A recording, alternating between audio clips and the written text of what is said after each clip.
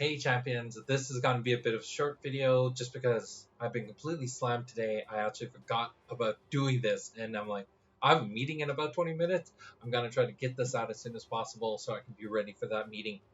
But I know one thing that people have been asking about when it comes to this content is sometimes just behind the scenes business insider stuff. And I'm going to rant a little bit about something that's been on my mind, and it's been a big issue when it comes to the this industry as a whole. And that's the balance between cash flow and demand. Uh, so one of the big reasons we've seen a lot of great games in the past 10 years really stumble is because they create the game. There's they build this hype, they build all this demand. So many people are ready for it and excited. They put the product out there, and it oversells. So then they have to allocate who gets how much units. So where a store might order, to say 20 booster boxes, they only get two. Or in the more severe cases, I've heard of stores ordering 200 cases of a product and only getting two cases. Like that's a significant scale down, and that ends up hurting them because then all the booster boxes that they then promise to their players, and it's like, oh, you pre-ordered these, well, I'll get those for you. Now they have to refund that money, which hurts their cash flow and just creates a bad feeling across the spectrum. So on one end, you want to be able to create enough inventory that this doesn't happen, that no one gets allocated, that everyone, all the pre-orders that are put in, you're able to fulfill those, and that there's enough inventory remaining that people can reorder stuff, and that new stores can jump on and be able to get product. That's great. But what that really hurts is now your cash flow. All your money for operating your business is tied up into this inventory. And until you can start selling it, you don't have money to do things like pay artists to work on the next set, pay your team to stay at the company, be able to pay for the manufacturing of the product that you just released.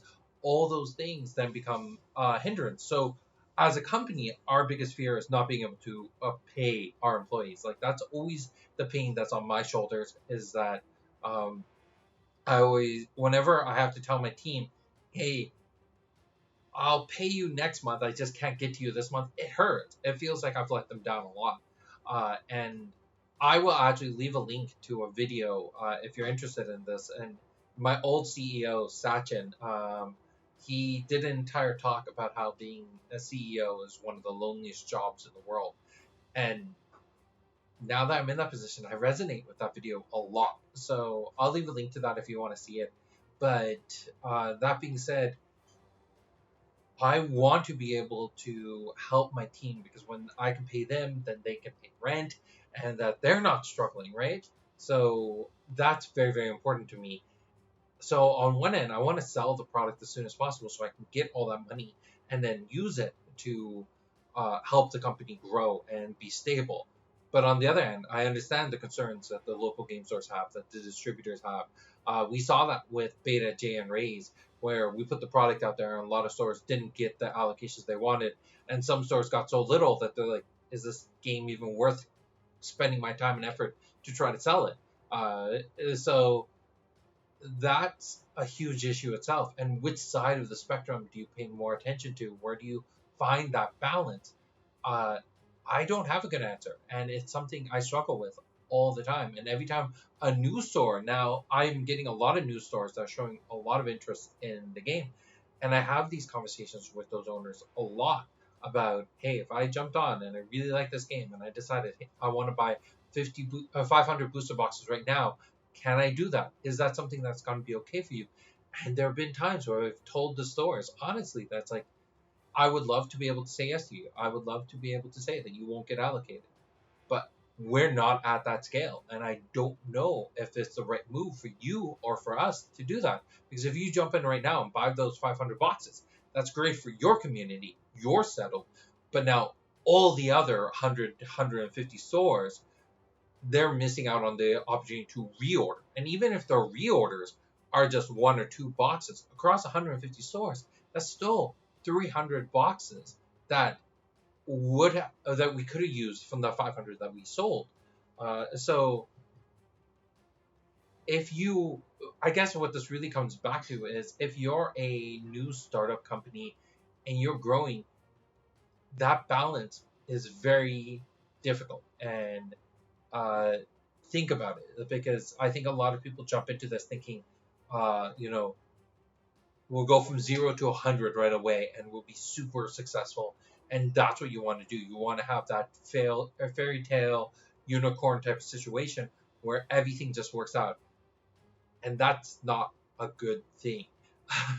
It does not work for majority of people, and I think that's where we're seeing a lot of failures in tech startups these days.